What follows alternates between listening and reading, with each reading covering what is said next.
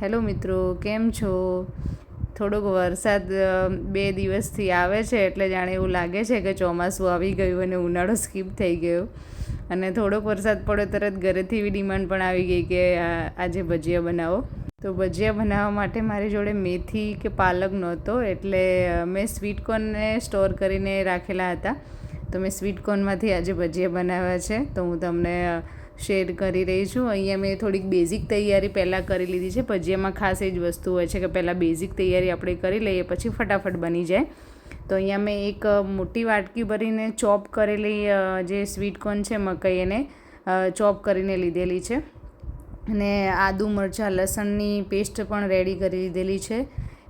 એક મીડિયમ સાઇઝનું ડુંગળીને મેં ચોપ કરી લીધી છે, પ્લસ એક અડધું કેપ્સિકમ એને પણ મેં ચોપ કરી લીધેલું છે. તો હવે આપણે લોટ તૈયારી કરીશું, બેટર બનાવીશું. તો 3 કપ જેવો મેં અહીંયા લોટ લીધેલો છે, જે 5 વ્યક્તિ માટે ઇનફ છે. તો 3 કપ મેં અહીંયા એક વાસણમાં લોટ એડ કરી દીધેલો છે. ને હવે આપણે બધી વસ્તુ આપણે જે રેડી કરેલી છે એડ કરી દેવાની. તો કેપ્સિકમ અને કાંદા અને આ રીતે સ્વીટકોર્નને બધી જ વસ્તુને મેં ચોપ જ કરી લીધું છે, એટલે ભજીયા એકદમ સોફ્ટ બને. અને આદુ મરચાં લસણની પેસ્ટ એડ કરીએ તો બહુ સરસ જ એનો ટેસ્ટ આવે છે. અને મીઠું સ્વાદ પ્રમાણે, ધાણા જીરું પાવડર, અને મિત્રો જો તમારે થોડીક પિંચ જેટલી હળદર, અને જો લાલ મરચું તમારે એડ કરવું હોય તો કરી શકાય, પણ ભજીયા થોડાક પછી લાલાશ પડતા થઈ જાય છે, એટલા માટે મેં નથી એડ કર્યો, મરચું એડ નથી કર્યું. આપણે લીલું મરચું એડ કર્યું છે એટલે ચાલે. અને પાણી થોડું થોડું આ રીતે એડ કરી અને એને બરાબર રીતે મિક્સ કરી લેવાનું. અને ભજીયાનું જે રીતે આપણે બેટર બનાવતા હોય એ રીતનું મીડિયમ ઢીલું બેટર આપણે રેડી કરી લેવાનું પહેલાં. અને સાઈડમાં તેલ પણ એને ગરમ થવા મૂકી જ દેવાનું, એટલે ધીમા તાપે, અને સાઈડમાં તૈયારી કરતું જવાનું. હવે બેટરમાં પહેલાં ધાણા એડ કરવાના રહી ગયા હતા, તો ધાણા પણ મેં એડ કરી દીધા છે. અને આ રીતનું સોફ્ટ બેટર બાંધી લીધેલું, રેડી કરી લીધેલું છે. હવે આપણે સાઈડમાં તેલ ગરમ થાય ત્યાં સુધી થોડીક ભજીયા જોડે ખાવા માટે ચટણી રેડી કરશું. તો અહીંયા મેં ધાણા અને લસણ અને મરચાંની 1 ચમચી જેવી પેસ્ટ રાખેલી હતી, અને એમાં મેં લીલા ધાણા વોશ કરીને એડ કર્યા છે. ઝાઝા એવા એડ કરવાના, જેટલા માણસો માટે ચટણી બનાવતા હોય એ પ્રમાણે. અને એને આ રીતે ખલમાં આ રીતે ખાંડી લેવાનું. અને પછી 4 થી 5 મોટી ચમચી જેટલું દહીં એક મોટા વાટકામાં લઈ અને એમાં એડ કરીને થોડુંક પાણી એડ કરીને થોડું આ રીતનું ઢીલું દહીં રેડી કરી દેવાનું. અને એમાં ધાણા જીરું પાવડર અને મીઠું આપણે સ્વાદ પ્રમાણે એડ કરી દઈશું. જો ખાંડતી વખતે તમારે જીરું એડ કરવું હોય તો કરી શકાય, હું એડ કરવાનું ભૂલી ગઈ હતી.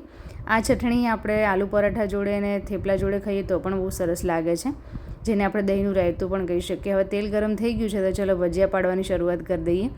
થોડોક પિંચ જેવો સોડા અને ઉપર એક લીંબુનો રસ મેં એડ કર્યો છે. તો આ રીતે સોડા એક્ટિવ સરસ થઈ જાય અને મિક્સ કરી લેવાના. જ્યારે આપણે ભજીયા પાડવા હોય ત્યારે જ આપણે સોડા એડ કરવાનું, એડવાન્સમાં એડ કરી નહીં દેવાનું.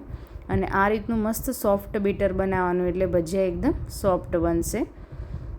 એકદમ કઠણ નહીં રાખવાનું. ભલે આપણને પાડવામાં થોડી તકલીફ પડે, પણ થોડું જેટલું સોફ્ટ હશે એટલે ભજીયા સારા બનશે. હવે એકદમ તેલ સરસ ગરમ થાય એટલે આપણે ભજીયા પાડી લઈશું. નાના નાના ભજીયા મેં પાડ્યા છે. જેવડી તમારી સાઇઝ તમે રાખતા હોય એ રીતે કરી શકાય.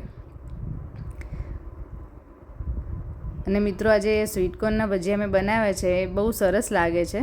મેથી અને પાલકના તો આપણે ઓલવેઝ બનાવતા હોઈએ છીએ, પણ ક્યારેક આવી રીતે કોઈ ઓફ સિઝનમાં બનાવો હોય અને મેથીને એવું ના મળે, ત્યારે તમે આ રીતના ભજીયા બનાવો તો બહુ મજા આવે. તો બીજી એક બેચ મેં લઈ લીધી છે, અને બીજી બેચ પણ મેં પાડી લીધેલી છે.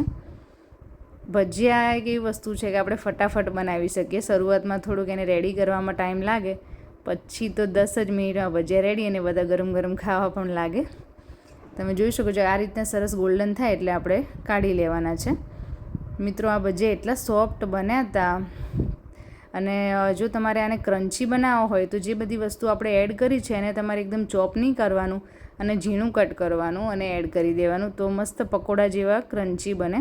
પણ અહીંયા અમારા દાદી હતા, તો એ ગરડા છે એટલે મેં સોફ્ટ બનાવ્યા છે, તો એ ખાઈ શકે એટલા માટે. તો એકદમ સોફ્ટ ભજીયા બનીને રેડી થઈ ગયા છે, અને જોડે દહીંનું રાયતું. તો તમને મારો વિડીયો પસંદ આવ્યો તો મારી ચેનલને સબસ્ક્રાઈબ કરી દેજો. Bye bye.